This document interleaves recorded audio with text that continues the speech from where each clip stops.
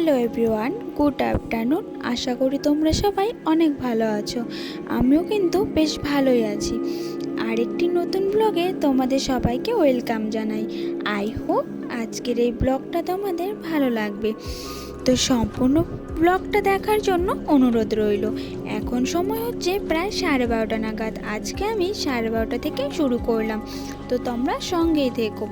ঘুম থেকে ওঠা আমার অনেক আগে হয়ে গেছে, প্রায় 9:30 মতন হবে। তখন কি করেছি না করেছি কিছুই দেখাতে পারিনি, কারণ বর 12টায় ডিউটি চলে গেছে, তাড়াহুড়ো ছিল অল্প। তো দেখতে থাকো 12:30টার পর থেকে আমি কি করি। তো বর যাওয়ার পর ঘর একদম অগোছানো করে রেখে যায়। যাওয়ার পর আমি ঘর গুছিয়ে নিই। তো আজকে ভাবলাম ড্রেসিংটা ক্লিন করি, কিন্তু পুরোভাবে যদি ক্লিন করতে চাই তাহলে অনেকটাই সময় লেগে যাবে, যেহেতু 3টের মধ্যেও খেতে আসবে।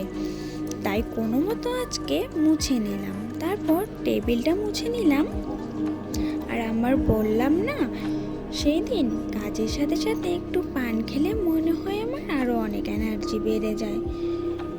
তো আমি রান্নাঘরে চলে আসছি। সকালে ভাত রান্না করেছিলাম, সেই ভাতটা একটি থালাতে আজর করে রেখে দিলাম।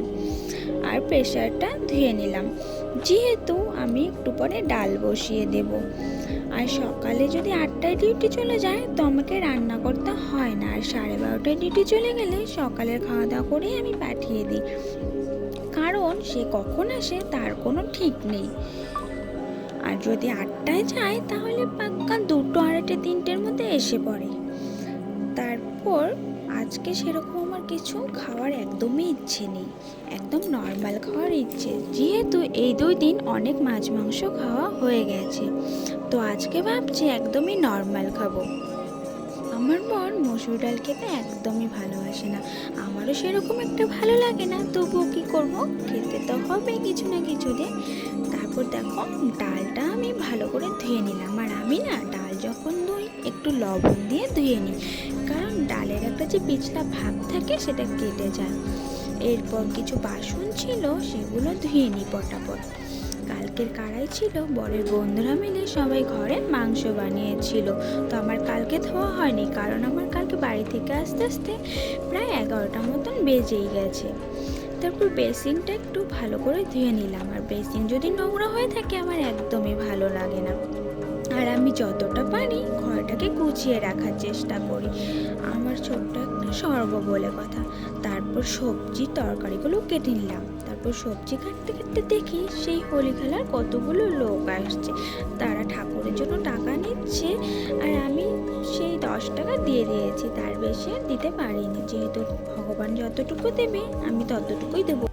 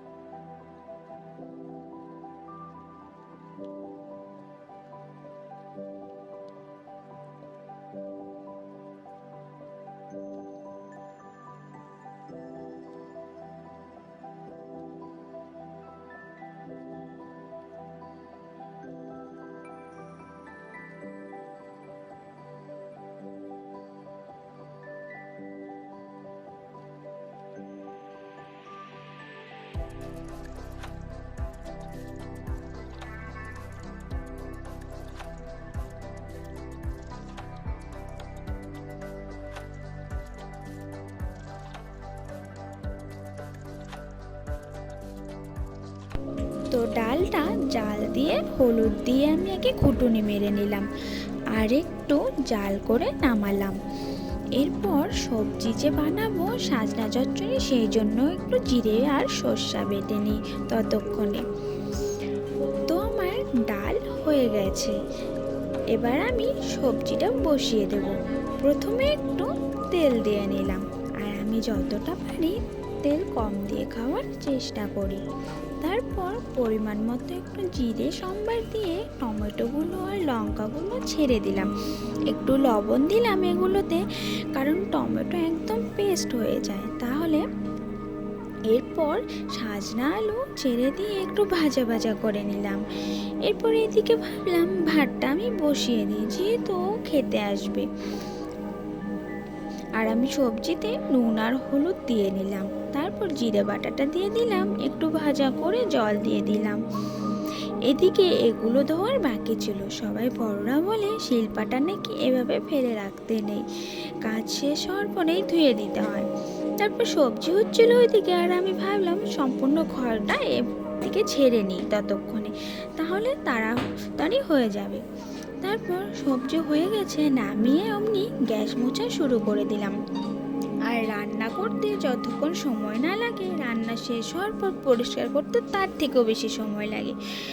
সব কাজ শেষ করে স্নানটাও সেরে নিলাম। আমি আজকে সেরকম কিছুই কাপড় ধুইনি, কারণ সেরকম কোনো ধোয়ার ছিলই না। আর এই দুটো কাপড় আমি লেড়ে নিলাম। প্রত্যেক দিনের নিয়ম আমার তুলসী গাছে জল ঢালা ও সূর্য প্রণাম করা। যদি আমার ঘরে ঠাকুর পাতা নেই, তো ভাবছি একটা ছোট্ট সিংহাসন নিয়ে আসবো আর ঠাকুর পাতবো। তারপরও চলে আসলো, আর আমাদের খাওয়া দাওয়া হয়ে গেল। খাওয়া দাওয়া করে বাসনগুলো মেজে ফেললাম। তো যাই হোক, সমস্ত কাজকর্ম আমি সারাদিন করে এভাবেই শেষ করলাম। তাই আজকের ব্লগটা আমি এখানেই শেষ করছি। ভালো লাগলে অবশ্যই চ্যানেলটা সাবস্ক্রাইব করে দিও, আর একটা লাইক আর একটা কমেন্ট করে দিও, জানিয়ে দেবে তোমাদের কাছে কেমন লাগলো। তো টাটা, বাই। সবাই ভালো থাকবে, সুস্থ থাকবে, ভগবানের কাছে এটাই আমার কামনা।